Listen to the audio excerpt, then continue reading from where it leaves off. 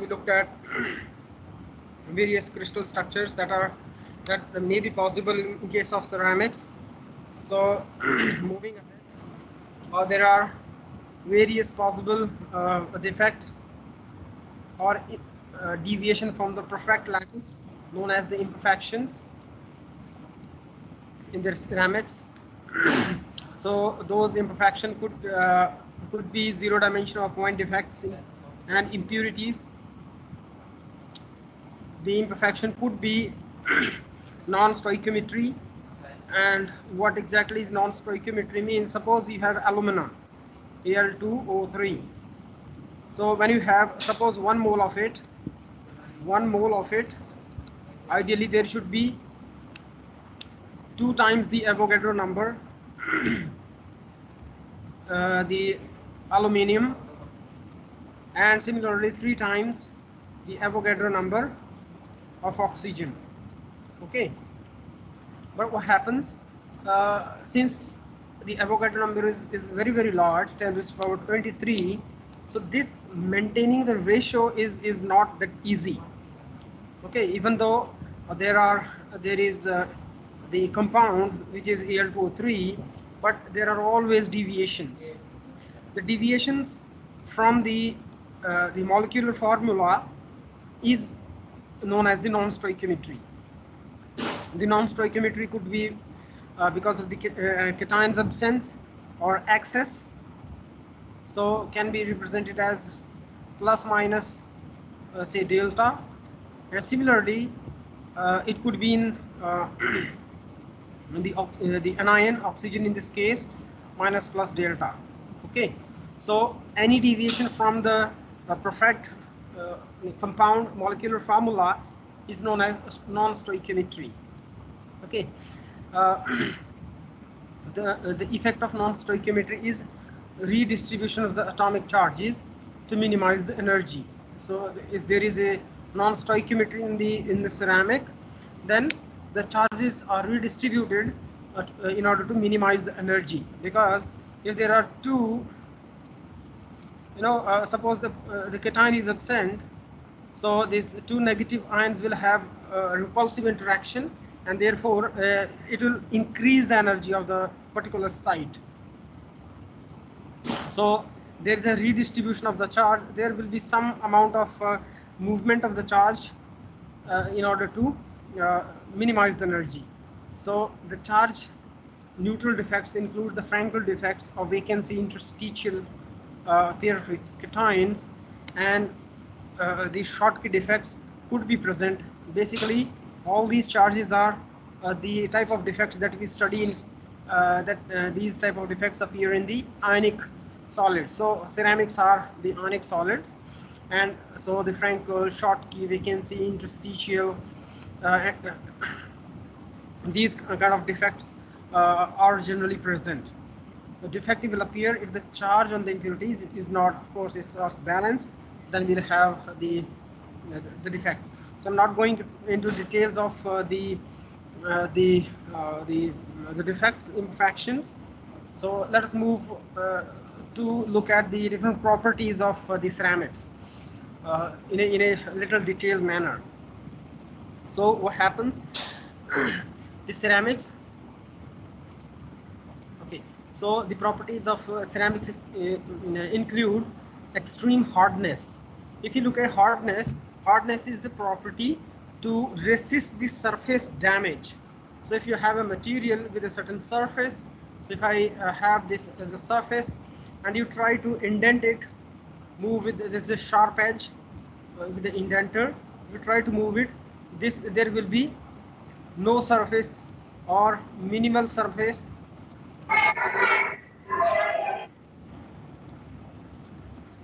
damage. Okay, so that is hardness. The ceramics are show extreme hardness. Fine. So they do also have a high wear resistance. If there are two surfaces that are interacting, or there is a friction, there is a movement, there is a motion between two surfaces, ceramic material do show high wear resistance. They do have the strong surfaces that resist the damage to the surface. Then we have the extreme hardness can reduce the wear caused by friction. So friction, the damage because of the friction can be reduced by having the uh, the the surfaces with the high hardness. Okay, suppose you have aluminium, and on top of aluminium few so aluminium from the alloy, this is soft in nature, and this is soft and of as well as light in weight. Okay, so suppose on top of the aluminum, this aluminum is coated with silicon carbide, okay, which is extremely strong material. So what will happen, this particular material, or the aluminum coated with silicon carbide, will be extremely hard. At the same time, it will be light in weight. So that way the this extreme hard can reduce the wear caused by friction. And because they are oxide, nitride, hydride, borides, etc., so they have they are extremely corrosion resistance. Since there are no free electrons, there are covalent and ionic bonds, so there is a thermal resistance is high. Because of the non-availability of the free electrons, again low electrical conductivity, whatever amount of electrical conductivity is there, that is because of the defects or imperfection present in the ionic solid.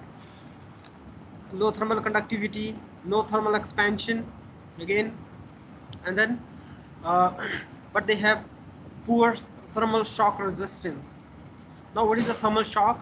If you expose the ceramic to very high temperature for a very brief amount of time, suddenly if you splash flames onto the ceramic which is cold, you might have observed, if you pour cold water into, or hot water into cold glass, the glass simply breaks, right?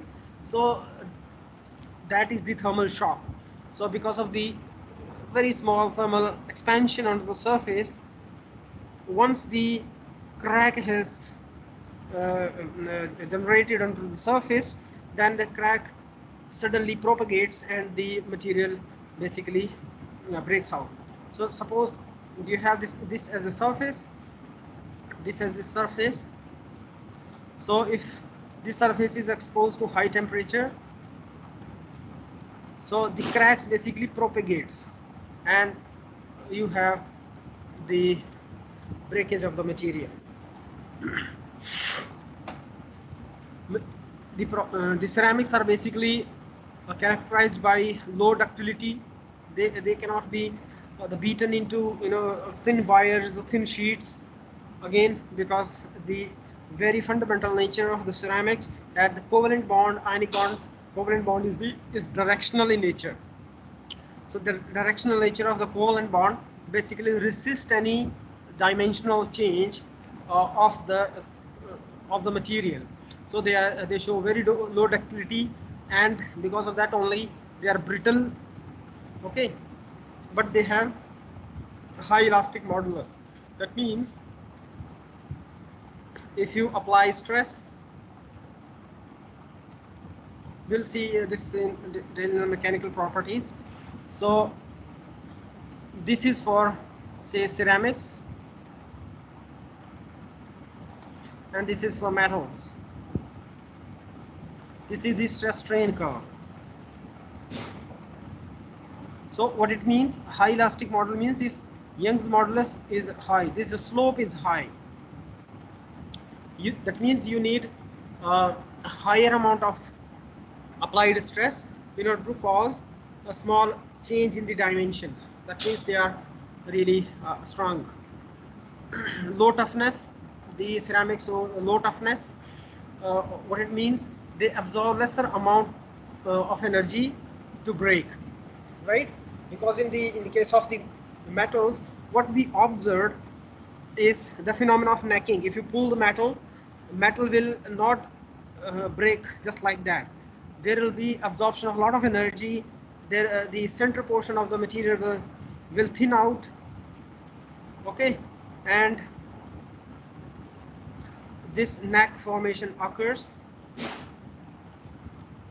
and therefore the metals are tougher than the ceramics. The low toughness indicates the ability of the crack or flaw to produce a catastrophic failure. Okay, you must have seen the failure of suppose there is a, let me show you if it is there is a, suppose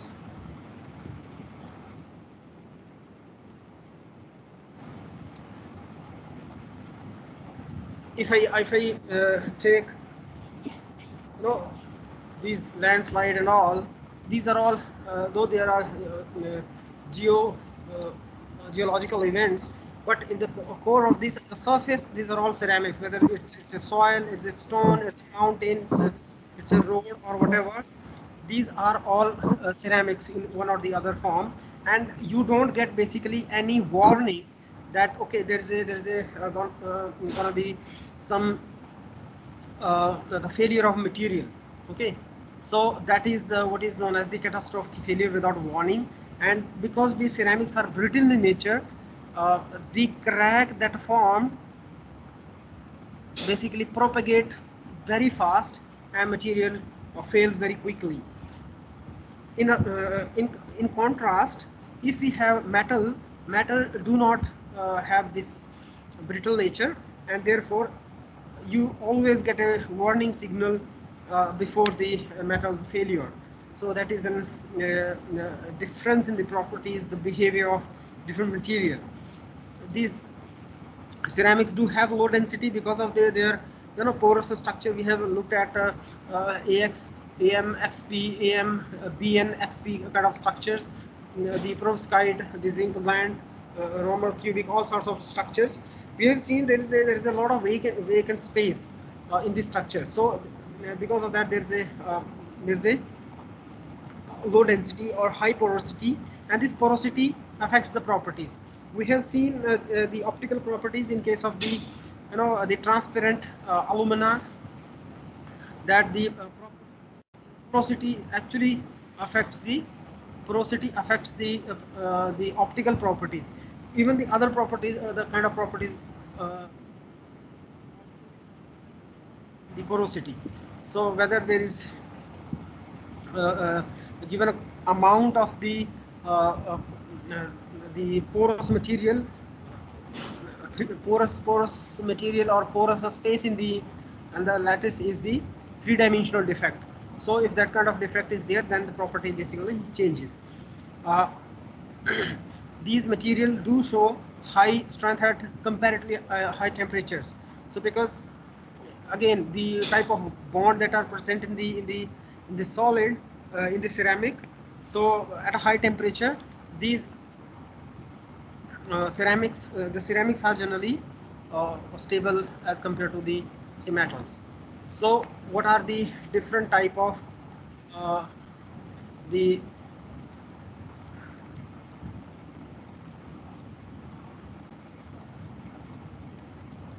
uh, okay, so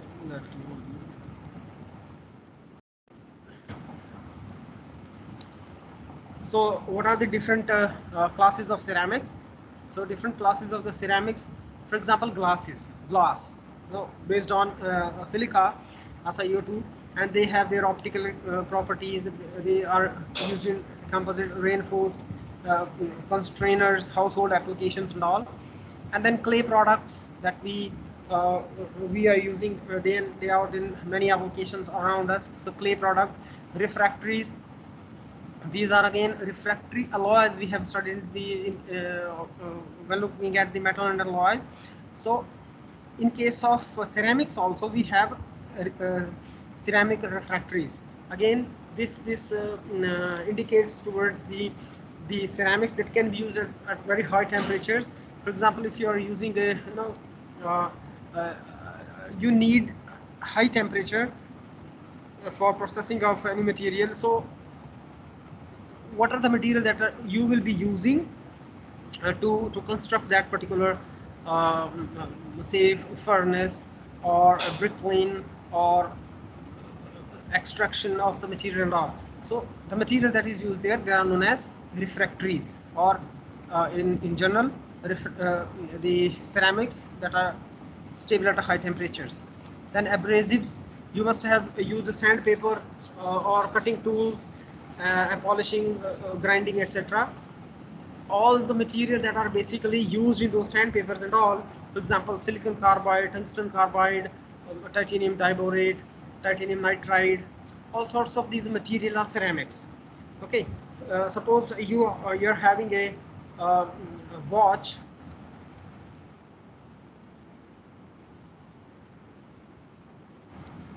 So suppose you have this watch and there is this yellowish luster onto the surface. So this yellowish luster onto the surface is because of the ceramic coating, which is titanium nitride. Okay, so titanium nitride is yellowish in luster, and this yellowish luster, because of this is actually coated on to give the gold-like color, and gold-like color, and because of this, I mean, because one thing is the optical, that means the color. Second thing is the uh, hardness of the material. This titanium nitride. So titanium nitride, suppose coated on steel. Steel is is hard, but not as hard as say titanium nitride. So there is a surface. It the coating basically protects the surface as well as give a very nice color to the say watch. So that is the uh, for the use of the these abrasives, and we have used sandpapers.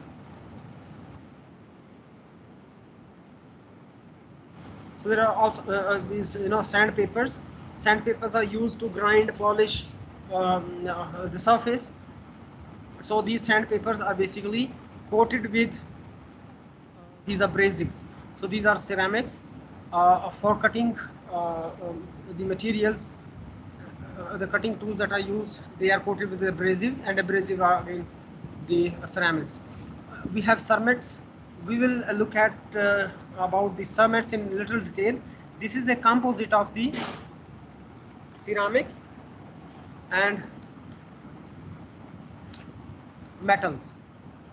So what is this is kind of is a composite which basically is there are two major components. One is the ceramics, and the other is the metal. So cermet, I mean combining the name itself of the two, ceramic and metals, and they are used in many structural applications. And then we have the advanced ceramics. For example, if we nowadays if you go to any research oriented I mean research, a lot of research is going on onto the ceramics, basically material science. A lot of research that is happening in onto the ceramics. So ceramics, we'll look at various applications using the advanced ceramic. So if you may look at the superconductors, you may look at the high dielectric constant materials, you may look at the high magnetoresistance materials, you may look at the sensors with very high sensitivity, bearings, valves, rotor, engine rotors, etc. All sorts of materials, they do use the advanced ceramics. So these properties, for example, the glass is moderate. This is the transition temperature. Now glass is amorphous, and as we expose the glass to high temperature, what happens? The viscosity decreases, and the temperature where this viscosity start changing is what is known as the transition temperature. And for glasses is moderate, but for the ceramics it's a large and low toughness and ductility, and these are the properties of ceramics. And the other kind of classification is we have traditional ceramics, then which we use in day-to-day applications in household, like the old utensils, the storage articles, and white wares, structural clay products, brick, tile, abrasive, refractories, and cement. These are what is known as the traditional ceramic. Okay, and then we have advanced ceramic that include but not limited to, these are electroceramics. The electroceramic, for example, your magnetoresistive material, dielectric materials, the uh, solid electrolytes. So wherever the ceramics that are used in the electrical, dielectric, electronic applications, those are electroceramics. Then electronic substrate, packaging ceramics, capacitor, dielectric, piezoelectric ceramics, magnetic ceramics, optical, conductive ceramics, advanced structural ceramic. No, cement is one of the structural ceramic, but the advanced form refined with uh, the desired properties which are not attained otherwise. Those ceramics are known as advanced structural ceramics. And then we have nuclear, the ceramics that are used in the nuclear industry. Then bioceramics, the ceramics that are biocompatible, so that suppose I have magnesium hydride. So the speciality of this material is, if you take this material and there is a drug, suppose there is some cancer tissue, and close to that this small capsule with a small hole is embedded in your body, and in a given time, depending upon how this material basically dissolves itself into the bio environment. So what happens in a given time, you don't have to again dissect and take out the ceramics. It will dissolve itself and naturally it will come out of the body. So these are the bioceramics. Then tribological wear resistant ceramics.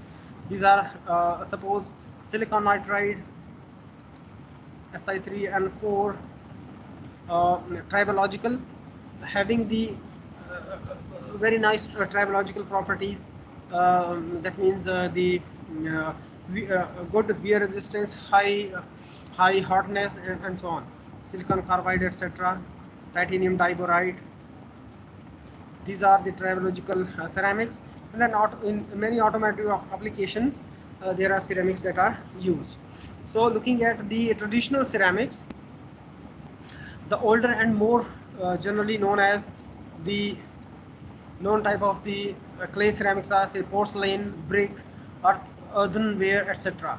So these basically falls into the traditional ceramics. We have seen the pottery and all sorts of things that are made to a selected type of clay, and these are very useful as far as the usefulness of these material in various applications is concerned. So these clay traditional ceramics are based primarily on the natural raw material of clay and silicates. So these traditional the raw material for these traditional ceramics is sourced from the natural sources, and there are multiple applications: building material, brick, clay, pipe, glasses, household goods, pottery, cooking ware, manufacturing, abrasive material, electrical device, and fibers, etc. So this is the clay ceramics.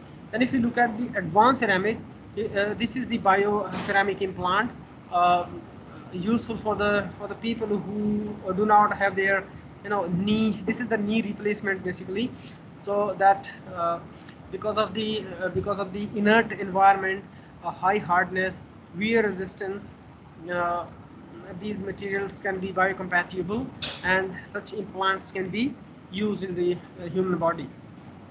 So these advanced ceramics have been developed over the past half century and include artificial raw material, exhibit specialized properties, require more sophisticated processing, and applied as the thermal barrier coating, protect metal structures, wearing surfaces. Engine applications, for example, this is Si3L4. I must correct this. How the formatting is done for this. There is no factual errors. Okay. So the advanced ceramics, uh, thermal barrier coatings, protection of the metal structures, wearing surface, uh, and then engine applications. Silicon nitride Si3 and 4, silicon carbide, zirconium dioxide, alumina. These are the engine applications. Why? You know, inside engine what happens? There are pistons, there are uh, wearing. There are multiple surfaces moving against one another, right? So this movement of the surfaces against one another leads to the wearing of the engine, and we as a consumer, we want that, you know, there must be least amount of wearing. That means the rubbing surface, the surface that are moving against one another, there should not be loss of the material from the surface because of this motion. So for that, the surface has to be really hard, and that can only be achieved when the surface is coated with the hard material such as silicon nitride, um, silicon carbon, silicon carbide, silicon dioxide, and say alumina. So this is one classification based on what is the usage, right? There is another based on the composition. Based on the composition, there is another classification of the ceramics. One, like the alloys, we have iron-based alloy, we have non-ferrous alloys. Okay, anything which is not iron is non-ferrous. Similarly, there are major chunk of the ceramic family of the ceramics is oxide, but there are many others known as the non-oxides, and then the blend of these oxide non-oxide is the composite, along with the other type of material class, say metal, the polymer, etc. Okay, so then if you look at the oxides, of course, alumina, zirconia, Al2O3, ZrO2, these are oxides. Non-oxides could be carbides, boride, nitride, silicide, hydride, etc. Then the composite will have particulate that is reinforced. You are mixing more than two type of materials, and then whatever the properties you're getting, that will be the properties of the composite, not either the of the ceramic nor the non-ceramic. Wow, it is of the combined property. So if you look at the, you know, ceramics, they are oxidation resistant, they are chemically inert. Why they are oxidation resistant? Because they are the material already oxide. There is no affinity for oxygen, right? So when the material already itself is a oxide, there is no need, there is no role for the oxygen to be present in the surrounding, and oxygen cannot affect its properties. So that gives us the oxidation resistance. Then they are chemically inert. Chemical inert means the bond that the oxygen forms, because of the high electronegativity, the bond that forms is quite strong. So if it has to be chemically inert, this bond has to stay as such in various situations, various environments, and it does happen that way. So which results into chemical inert nature of oxides, and these are mostly these are electrically insulating, because you have again the ionic or covalent bond, electrons that are localized, not available for movement from one to the other point, so they are electrically insulating. Then they are generally low thermal conductivity. Again, thermal conductivity comes from either conduction, convection, or radiation. So um, when the atom in the lattice is, you know, bonded multiple sides, and there are no free electrons. So phonon cannot major amount of the thermal energy carried in metal is because of the free electrons. So there are no such free electron in the ceramics. So there is a minimal electrical conductivity, and similarly minimal thermal conductivity as well. But to get such a properties, the processing is very important. So the manufacturing techniques, synthesis techniques are a little complex. Because the raw material is sourced from natural sources, and they are not need much of what is the extraction and refinement, so that does not increase. So alumina, for example, alumina is not very costly, and again but for zirconia, the because of the complex manufacturing for zirconia, the cost is high. If we look at the non-oxide ceramics, for example, this is a silicon carbide foam filler. So you may look like this is what is known as इस तरह की मिठाई होती है, उसको क्या बोलते हैं, help me out, kind of microstructure. We have a sweet dish in this region. That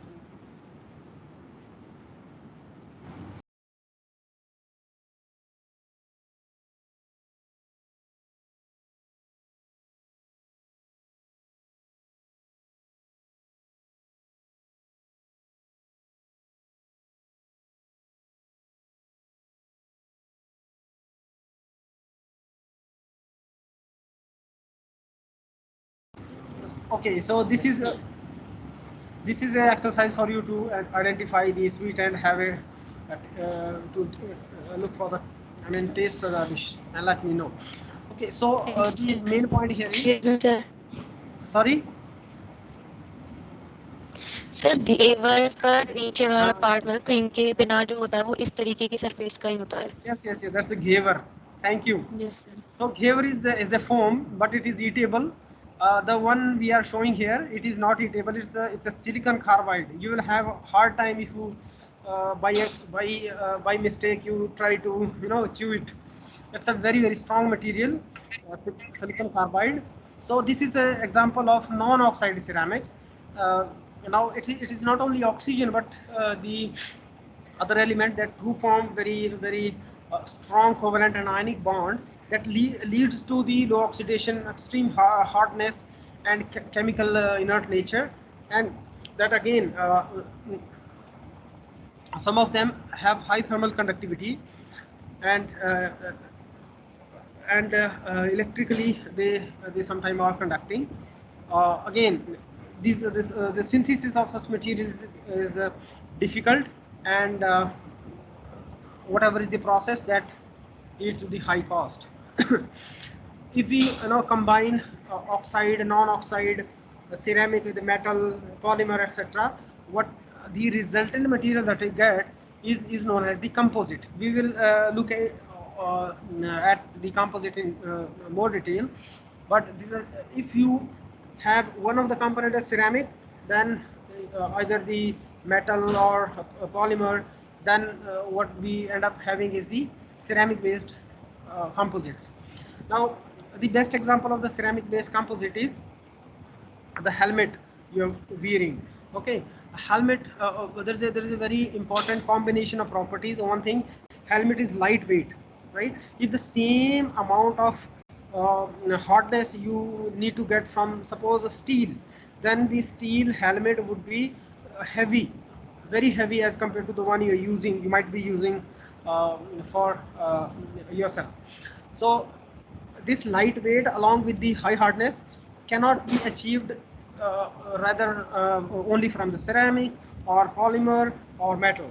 Okay, combination of properties come together in the composite and get you the properties. So one of the component, one of the property of the ceramic is the strength, the yield strength, the compressive strength. So in case of helmet, we use the glass. So there's a glass fiber or glass reinforced composite. So glass basically reinforces, increases the properties of the material.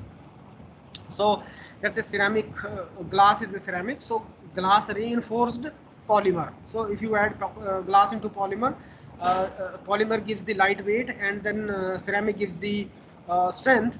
So whatever you get is basically is used in such applications. So these are the ceramic based these composites. They have high toughness. Toughness is the ability of material to absorb energy before failure. So because of the composite nature, they are tough. And but ceramic itself, they are not tough because they are brittle. You hit them with a hammer, glass will break. But if you hit the hammer, the metal or polymer with the hammer, nothing will happen, right? So that is the basic difference, and these differences are combined in the composites. So they have low and high oxidation resistance depending upon what is the individual composition. And then there are variable electrical and thermal conductivity. There are composites there are good thermal conductor, other insulators as well. So again, the manufacturing process varies and from easy to simple, and that increases. So the examples of say oxide ceramics, for example, you have aluminum oxide, also known as alumina. Then we have magnesium oxide, zirconium dioxide, then the aluminum tantalate, so aluminum and titanium, then lead zirconate, zirconium tantalate. So there are, if one of the element is oxygen, you're done. This is oxide ceramics. That's a simple. Then there are silicate ceramics. The examples are, suppose, the porcelain, the magnesium silicates. So magnesium silicates is an oxide ceramic, as well as because there is silica. Silica is the main, what is that? The main structure in the ceramic. So because of the SiO4, because of the SiO4, this is again silicate ceramic, but this is also oxide. Similarly, mullite is the combination of alumina and silicon dioxide. So this is also silicate ceramic. Then we have carbide ceramics, for example, boron carbide, then silicon carbide, then tungsten carbide. These are strong, hard materials. Okay, and these could be open porous. This could be dense.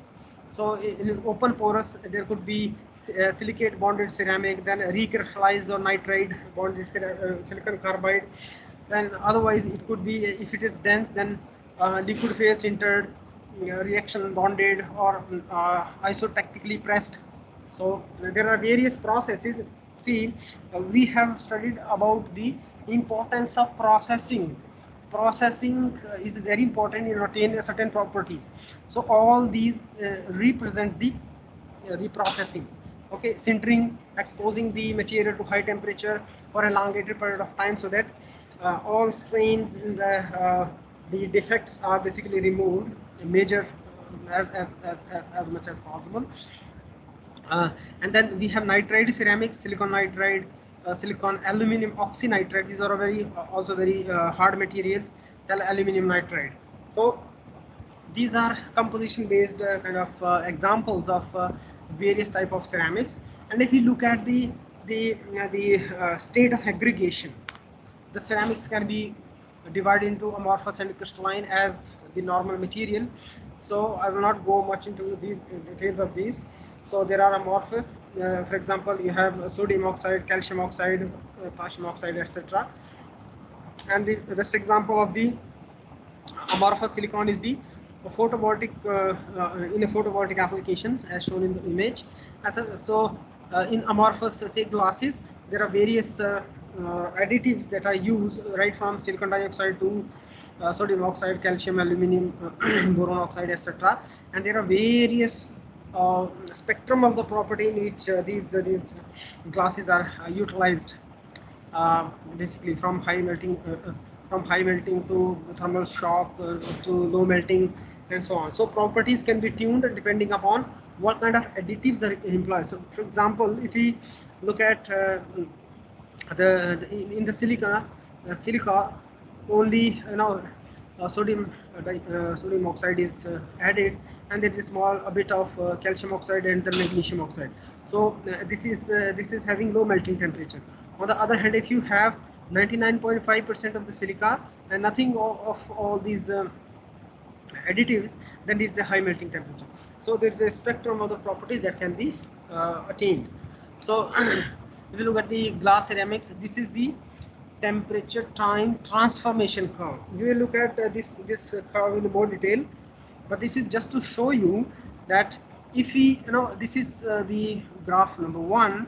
This shows, say, the normal, say, cooling of glass from the liquid state to, say, a normal, from the liquid to it is say solidifying. This is also known as continuous cooling transformation. And in a second case, this is 100 degree per minute, very quite fast. You are simply pouring the liquid glass into either ice water or maybe the liquid nitrogen or and so on. So what happens, the different, again, processing leads to various different properties. So this is cooling rate of the curve 2 is much greater than the cooling curve 1, and cooling rate 1 will lead to the formation of glass ceramic. So if we this cooling rate 1 will lead to the formation of glass ceramic, but the cooling rate 2 will bypass the glass ceramic, and only there will be completely amorphous. If it's a ceramic, it's a crystal, but cooling curve 2 will lead to complete amorphous kind of material. And so suppose this is the glass ceramic again. They relatively high mechanical strength, low coefficient of thermal expansion, high thermal capabilities, good electric properties, good biological compatibility. They are used in tableware, oven, stove, range tops, strength, excellent thermal properties. So electrical insulator, and because of this, these are used in, say, heat exchanger and refrigerator. If you look at the crystalline, then they are strong, hard, brittle, with good corrosion resistance, and having perfectly arranged internal lattice. So there are properties which are structure sensitive, which are structure insensitive. Properties are, for example, yield stress, fracture toughness, corrosivity, etc. They are structure sensitive, whereas Young's modulus, density, saturation, magnetizing are not so structure dependent.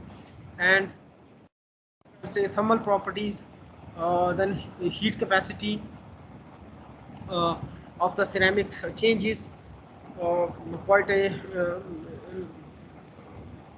from ceramic to ceramic. It is from very low to very high. And thermal expansion coefficient depends upon how the material basically expand as a function of temperature. These properties, this heat capacity, thermal expansion, thermal conductivity, and thermal shock resistance. We have seen this thermal shock resistance is not so good for ceramics. Thermal conductivity or expansion or heat capacity are as desired, but thermal shock resistance that are not as desired in case of ceramics. So if you look at the suppose various the ceramics, zirconium dioxide, this is the compared to metals, this.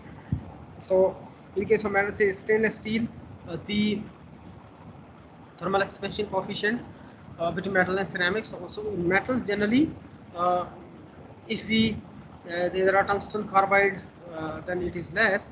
Otherwise stainless steel and the other metals, they have high thermal expansion as compared to majority of the ceramics. Even nitride and carbides are very less than the cemented carbides. So so this is what actually is desired, that thermal expansion is as minimal as possible. Okay, so you must have seen the rail tracks. So after say every 20 or 50 meters, they have a small gap in the rail, because to accommodate the thermal expansion. You must have seen in the bridges also, even in the cemented roads, there is a gap at every 20-30 feet, again to accommodate the thermal expansion. But you must have seen the gap. The difference in the gap is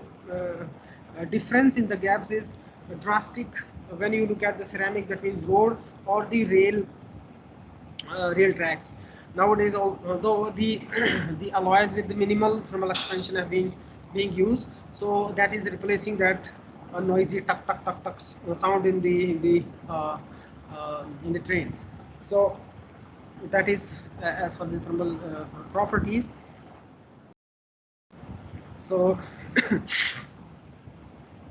okay, so wait a minute, yeah. So if you look at the thermal conductivity, this is thermal conductivity is generally less than that of the metals such as steel and copper, because thermal conductivity, because of the free electron for the metal, is always high.